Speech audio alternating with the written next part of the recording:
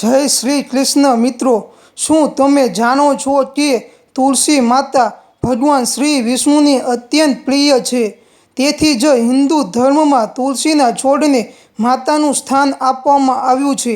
પરંતુ ઘણી વખત લોકો અજાણતા એવી ભૂલ કરી બેસે છે કે તેના કારણે ધાર્મિક માન્યતાઓને દોષ લાગી શકે છે.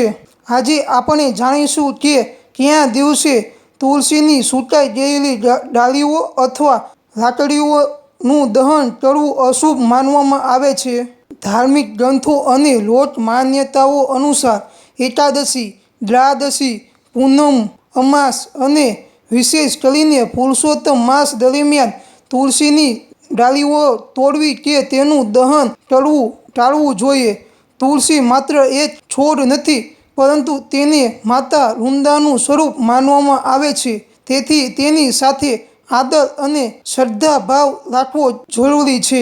ઘણા લોકો પૂજા માટે અથવા હવનમાં તુલસીની સુકાયેલી ડાળીઓનો ઉપયોગ કરતા હોય છે, પરંતુ જે યોગ્ય દિવસ અને નિયમોનું પાલન ન કરવામાં આવે તો તેને અશુભ માનવામાં આવે છે.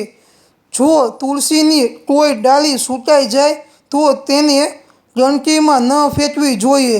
તેને કોઈ પવિત્ર સ્થળે, નદીમાં વિસર્જન કરવી અથવા તુલસીના કુંડામાં જ આદરપૂર્વક રાખવી જોઈએ. યાદ રાખો મિત્રો, ધાર્મિક માન્યતાઓ આપણને વિશ્વાસ અને પરંપરાઓ પર આધારિત હોય છે.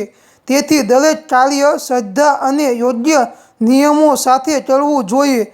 ભગવાન શ્રી વિષ્ણુ અને તુલસી માતાની કૃપા તમારા પરિવાર પર સદાય બની રહે. જો તમને આ માહિતી ગમી હોય તો વિડીયોને લાઈક કરો, તમારા મિત્રો અને પરિવાર સાથે શેર કરો અને આવી જ ધાર્મિક માહિતી માટે ગોડ ચેનલ 11ને સબસ્ક્રાઈબ કરવાનું ભૂલશો નહીં. કોમેન્ટમાં જરૂર લખો જય શ્રી કૃષ્ણ. ધન્યવાદ.